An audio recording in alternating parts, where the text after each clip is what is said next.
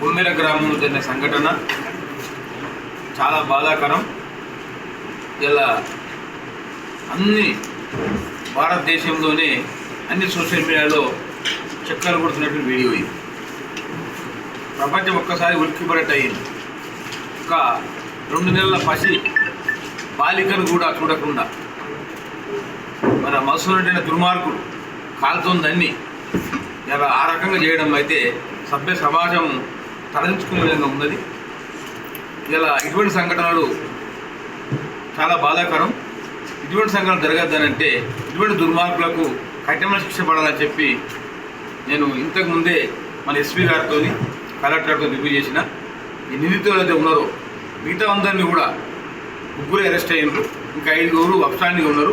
వారందరూ తక్షణం అరెస్ట్ చేయాలని చెప్పి, మరి ఇంకా ఉంటే కూడా సమగ్రంగా విచారణ జరిపించి ఇంకా ఉంటే కూడా కేసులో అరెస్ట్ చేయాలని చెప్పి మేము ఎస్పీ గారికి ఆదేశాలు ఇచ్చిన. మరి కలెక్టర్ గారిని ఆదేశించిన ఆ కుటుంబాన్ని మరి ఆదుకోవాల్సిన బాధ్యత ప్రభుత్వంపై ఉన్నది.